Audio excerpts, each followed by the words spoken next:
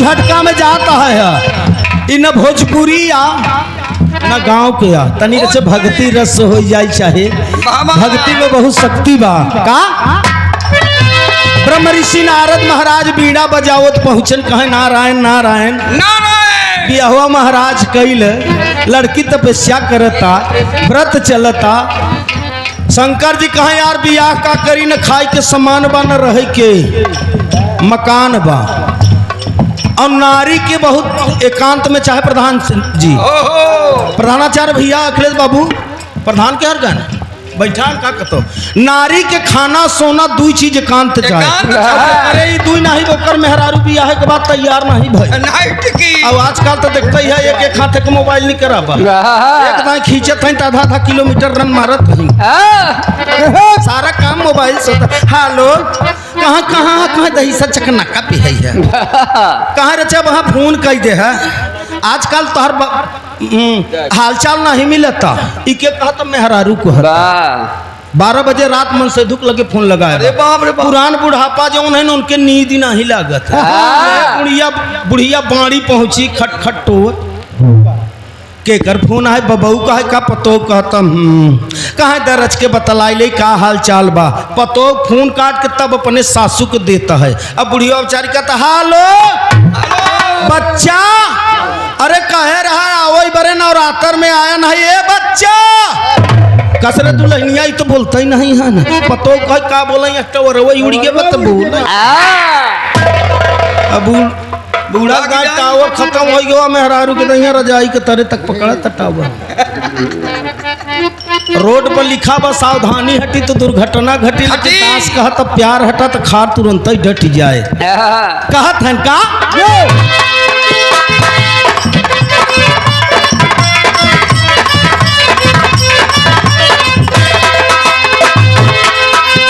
गौरा तो का मिलल बर बौरा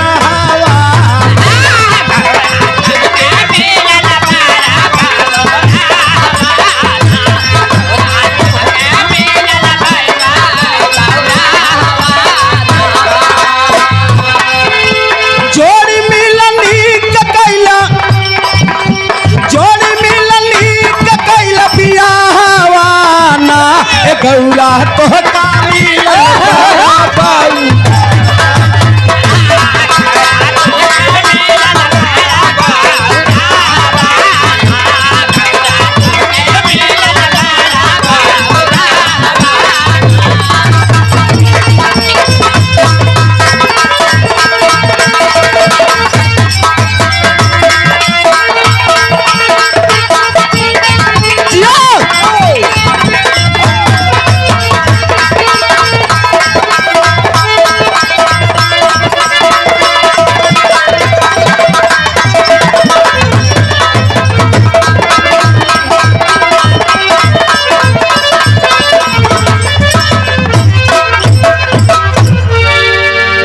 भैया आधा मिनट समय ले पहला कहा सावधानी हटी तो दुर्घटना घटी पैसा वाला रचा मामला बाहर है 1 मिनट देख लेना है तो भैया प्रिंसिपल साहब गड़बड़ाई जात काम एक दाई राजा भैया के मीटिंग करे लगी कुंडा में एक जने आने 1000 का नोट देहन और 900 फेर दिया 100 रुपया इनाम बोलवान सवेरे देखा थे तो नकली नोट रहा कहा तो 900 भरती है चली गई यार तरज के आधा मिनट समय ले बाप से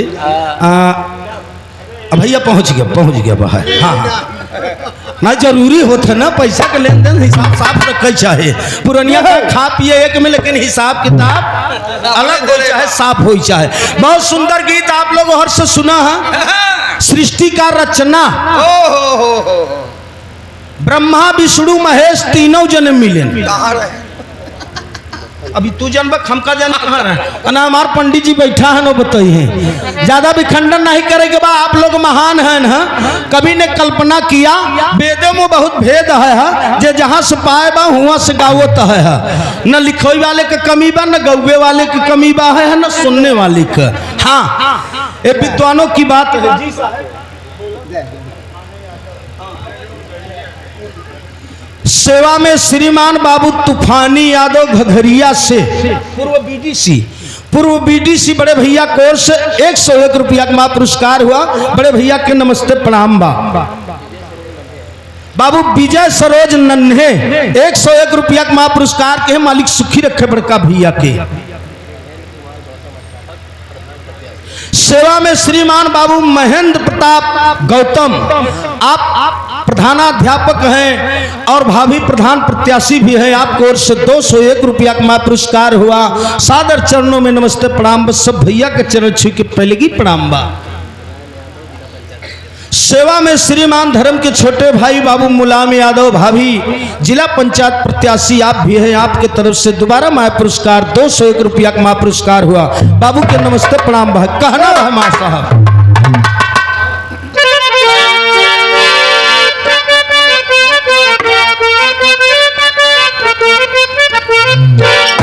बड़ी ऊंची बात बा के ध्यान दैला। समुद्र मंथन भवा, एक कैती राक्षत रहन और एक कैती महाराज देवता, लेकिन सब आए कहां से? भूल खोल के आई हैं। सब जने भूल खोल के आई हैं। नहीं आप ही बताओ, आप महान है, आपसे बड़ा हम विद्वान नहीं है। कभी ने हमारे कल्पना किए का कौन दादा के गावत रखी तर्ज लग लाला आए कहा यारे हम के ताला कुंजी अया का मलिकाना चाहता।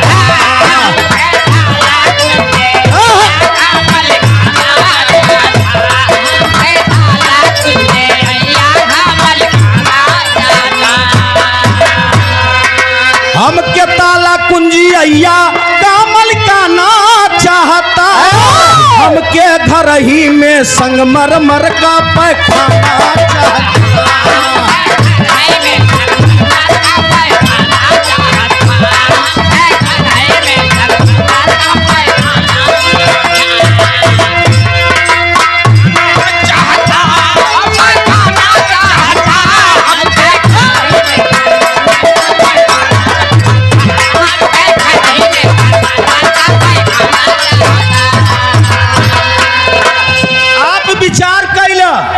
तीन हिस्सा पानी, एक हिस्सा पृथ्वी का।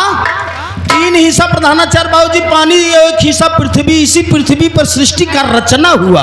नर नारी राक्षस जीव जंतु अंडज पिंडज खुमस सब स्थावर ही पर सब आए। कैसे आए? अरे बारे बाबू बा, सागर पासी मतरी के धरती से 101 रुपया का महापुरस्कार के है। बाबू के प्रणाम बा। सेवा में श्री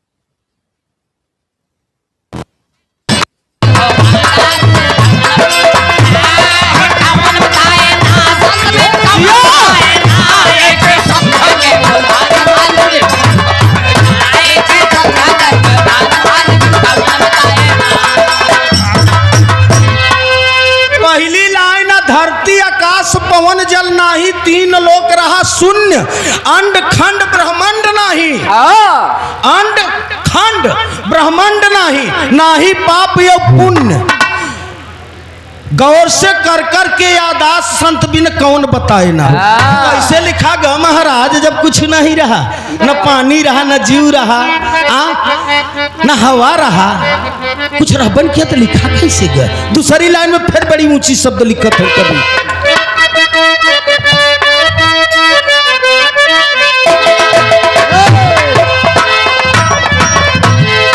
सेवा में श्रीमान राकेश यादव और हमारे गुलेला यादव भाई सपा नेता रसालपुर के धरती से बहुत प्यार सम्मान मिलता है दोनों भाई से। मालिक सुखी रखे, परिवार सुखी रहे, सब भाई के नमस्ते प्रणाम बा। दूसरी लाइन में बड़ी निचोड़ बात लिखी जाता, गौर करें, ये वेद की बात है, ये हमारे घर की बात नहीं है साहब। जो आप लिखे वही हम सुन के मंथन करके लिखे हैं। का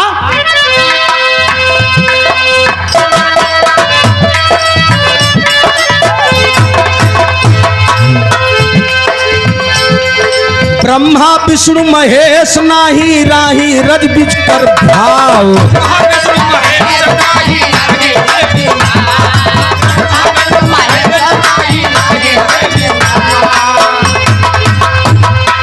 न ब्रह्मा रहा, न विष्णु रहा, न महेश रहा, तो रचनवा कहाँ से होए।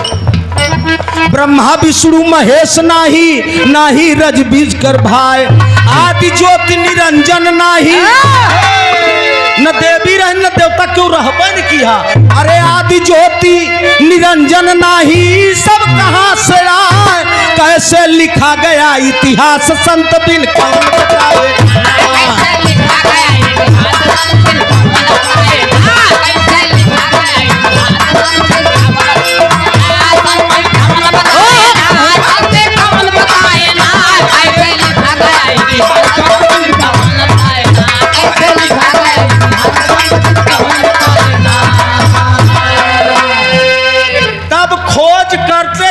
पता चला कि पानी ये पृथ्वी पर आए। सृष्टि का रचना कौन किया है? आदि ज्योति।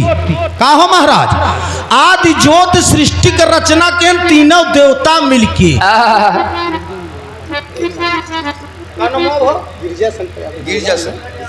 सेवा में श्रीमान बाबू गिरजा शंकर यादव 101 रुपया का पुरस्कार के बाबू के प्रणाम। सब भैयन के नमस्ते प्रणाम। आदमी बहुत बिसरनहा बा, इनकर सहूर बताइए नैया करताल दे दिया निकिल करा वही बरे। ई गल बेचारा निकिल करा के जानसेनगंज से आए तो अपने 40 नंबर गोमती पहुंचा।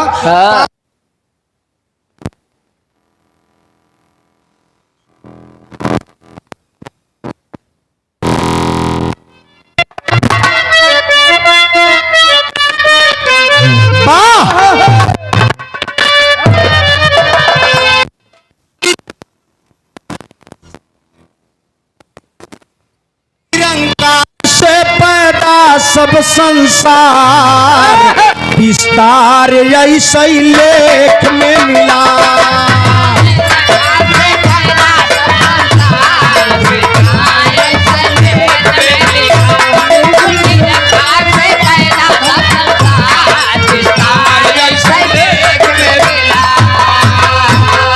निरंकार पहले रच डाला आदि शक्ति महारानी।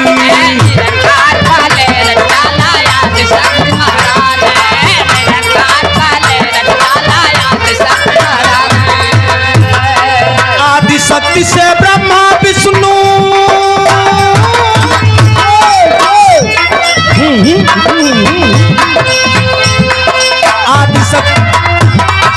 आदि शक्ति से ब्रह्मा विष्णु और भय शिवदानी तीनों जने कैले रे, तीनों जने कैले सृष्टि कै सुधार, विस्तार ऐसे लेख में मिला।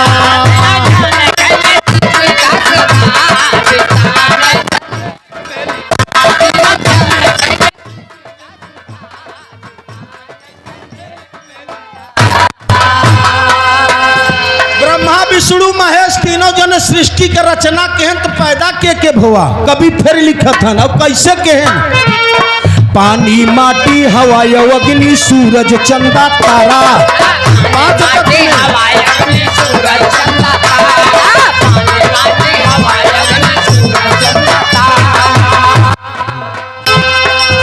पानी माटी हवा अग्नि सूरज चंदा तारा सब में प्यार करता है या नहीं, सब में प्यार करता है या नहीं, सब में प्यार करता है या नहीं,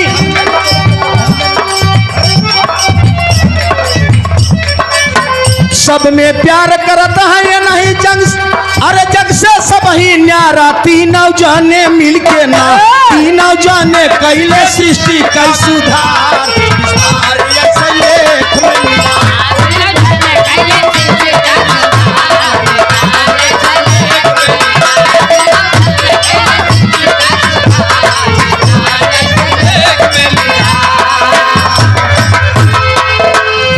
जने सृष्टि का रचना केहन पानी माटी हवा अग्नि सूरज चंदा तारा बतान के 5 तत्व से हर इंसान का मास्टर साहब शरीर बनेगा। छित जल पावत गगन समीरा पंच रचित यह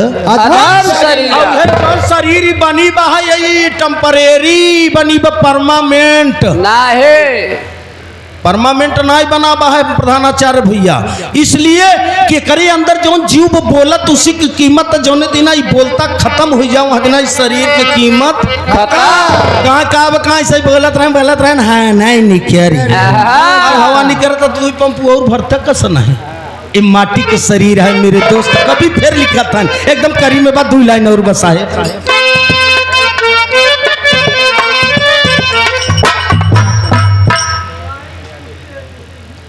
सेवा में श्रीमान बाबू दया शंकर यादव भिखारीपुर के धरती से 201 रुपया का पुरस्कार के सादर चरणों में नमस्ते प्रणाम। बस सब भैया के चरण छे के पहले की प्रणाम बा कहना बा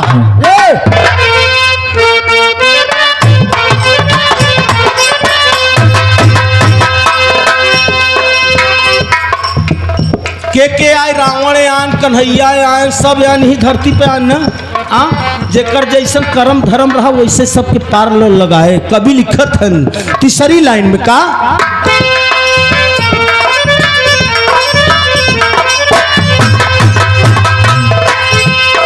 ए माया से बचे के खातिर सतगुरु शरण में आवा,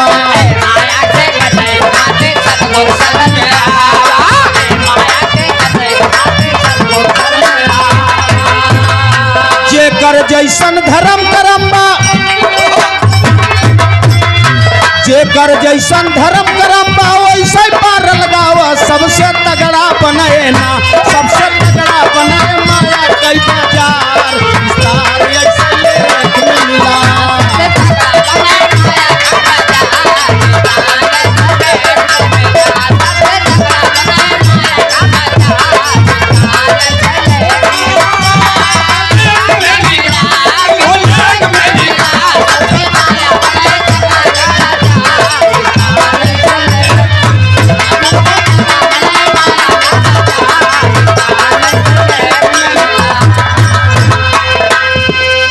सबसे तगड़ा बने माया का बाजार विस्तार ऐसे लेख में मिला। रावण की नहीं विद्वान, रावण की नहीं धनवान, रावण की नहीं गुणवान क्यों रहा कहाँ। शंकर जी आरन के बोला ले तो दौड़किया पर ले चला आवत रहने अपन थोड़ा लैके हो त्रिशूलवा जबकि वो गुरु रहे ना, लेकिन थोड़ा सा अहंकार आ गया पुनः गबे किया, लेकिन पूरी लंका के नारी विधवा हो गए। तो दादा गीत के भी गावत रहे ना का मार साहब को गाँव है दादा कहा अब तक रावण खूब जलाया फिर भी रावण जला नहीं। रावण जला बा, रावण जब देखा था 10 महीने के बाद फिर पैदा हो जाता। अब आखिर दशहरा आप लोग मनावत गया है, पर साल रावण फिर पैदा हो जाए तो मरा कहाँ बा। रावण भी सोच रहा कि ऐसा विद्वान कहाँ तक मारा जाए कि जो हमान नाम हो।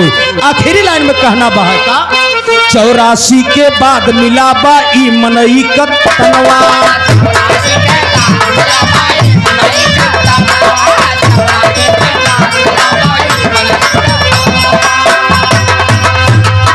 तन के भीतर मनवाना चाहिए, मन के भीतर तनवा। अच्छा बुरा सुनई के ना, अच्छा बुरा सुनई के मनवा बाबरियार विस्तार ऐसे लेख में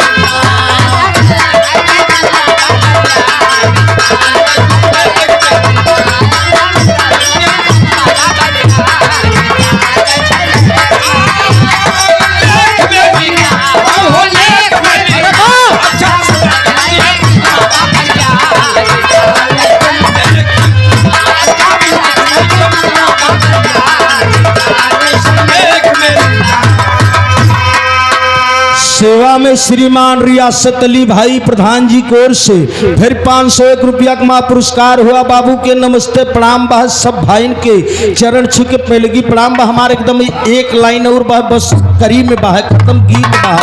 84 के बाद मिला बा ई मनई के तनवा, तन के भीतर मनवा नाचे, मन के भीतर तनवा। अच्छा बुरा सुने कि मनवा बा बरियार, मन बहुत साहेब चंचल होत, एक एक सेकंड एक एक मिनट पर भागत रहते। यही बड़े कवि ने कल्पना किया कि संसार में इंसान से बड़ा कोई नहीं है। और जब जब धरती पर अत्याचार हुआ तब तब अवतार हुआ। जेकर अच्छा काम रहा ओकर राम को उपाधि दिया गया, जेकर बुरा काम रहा ओकर रावण को उपाधि दिया गया। यही दोनों है बाबू साहेब। आखिरी भाव बा कि निर्गुण निरंकार सेना, निर्गुण निरंकार से पैदा सब संसार, विस्तार जैसे लेख में